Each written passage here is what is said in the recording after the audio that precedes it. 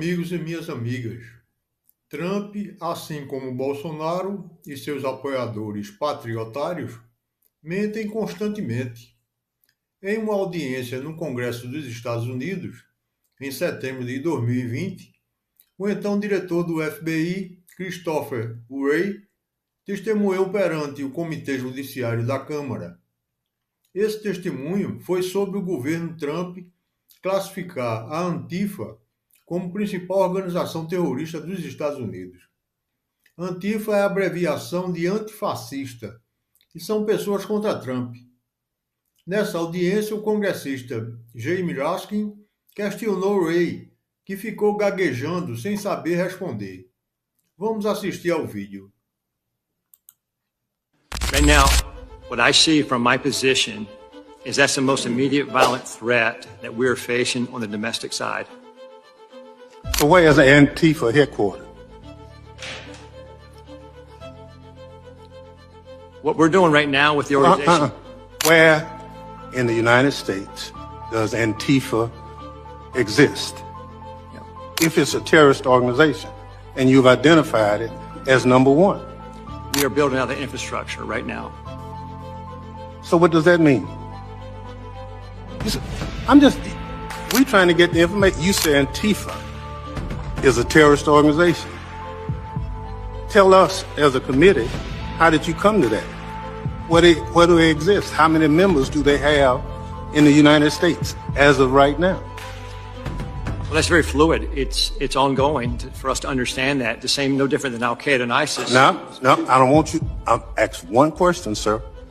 I just want you to tell us. If you said Antifa is the number one domestic terrorist organization operating in the United States, I just need to know where they are, how many people. I don't want a name. I don't want anything like that. Just how many people have you identified with the FBI that Antifa is made of? Well, the investigations are active. Sir, you wouldn't come to this committee and say something you can't prove. I know. I know you wouldn't do that. But you did.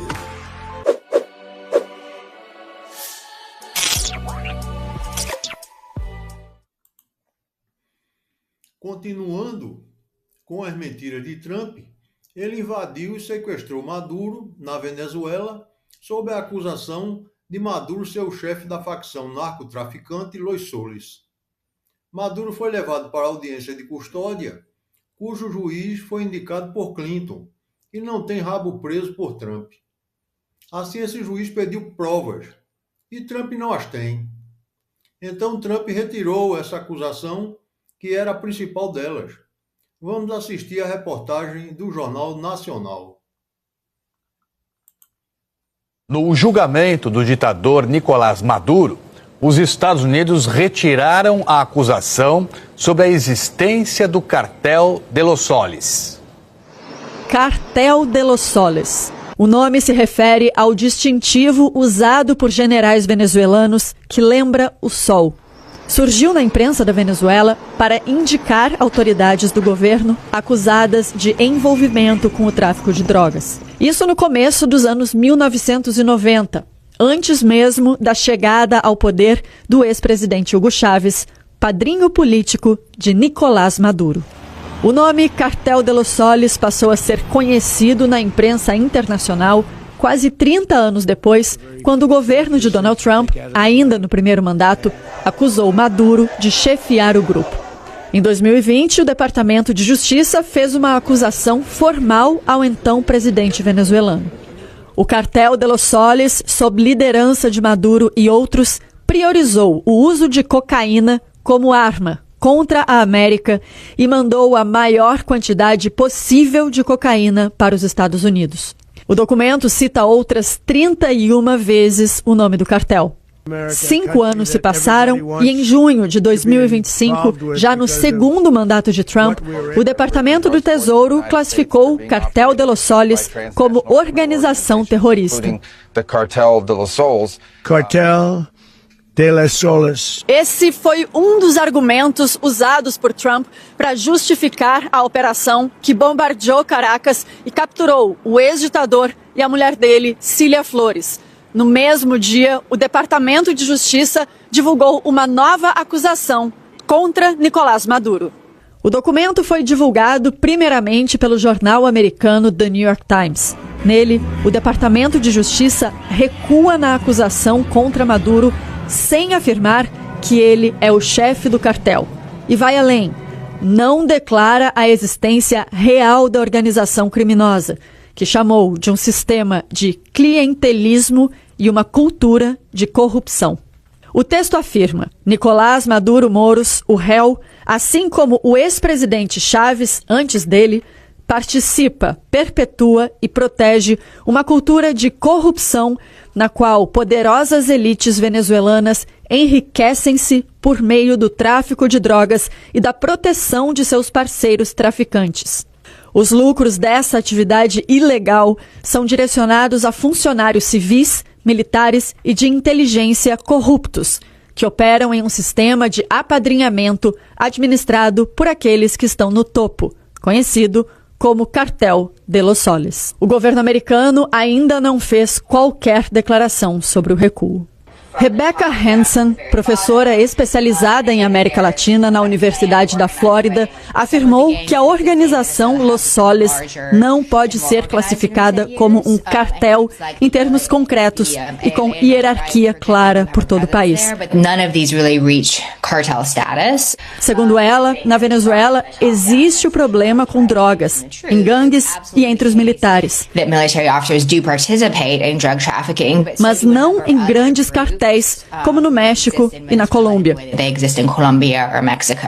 Segundo ela, o recuo do Departamento de Justiça ocorreu porque o governo americano precisa de uma base legal para sustentar a acusação de Maduro chefiar o tráfico de drogas. E essa base não existe, afirmou Rebecca.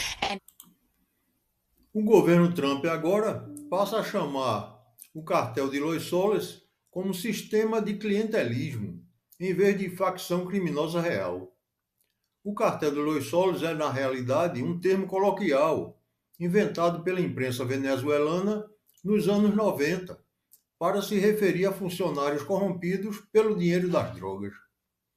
A imagem pública de Donald Trump como um titã intocável, capaz de dobrar instituições e fatos à sua vontade, sofreu 2 golpes contundentes nesta semana. Eles não vieram apenas de seus adversários democráticos, mas de 2 frentes que expõem os limites reais de seu poder: a fria letra da lei e a desobediência dos próprios fatos que ele tenta criar.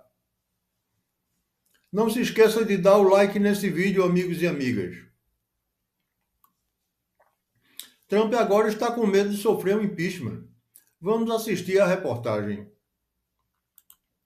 Trump também fez hoje uma declaração que chamou a atenção, porque ele deu um recado aos republicanos, ele esteve na convenção republicana dizendo o seguinte: olha, é bom vocês vencerem a eleição de meio de mandato, porque senão eu vou sofrer um impeachment. Vamos ouvir o presidente.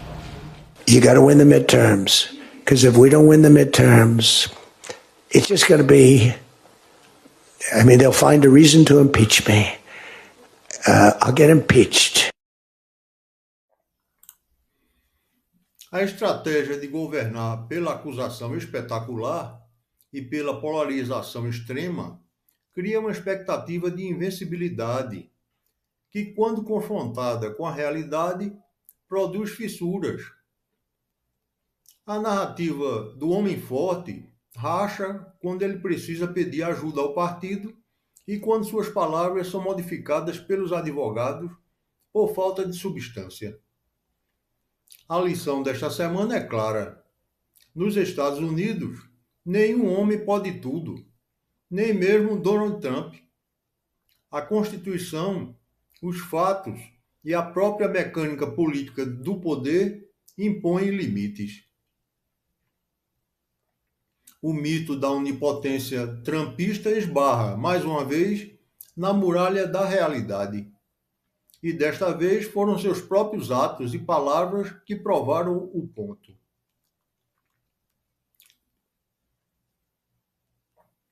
Até outra oportunidade, amigos e amigas.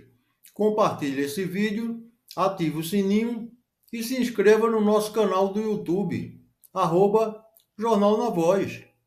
É de graça. E, por favor, compre-me um café. Olá, nos ajude a lhe dar informação de qualidade e com a melhor apresentação. Se você gosta do nosso trabalho, faça um pequeno Pix para a chave que está no quadro e nos apoie para continuarmos. Obrigado.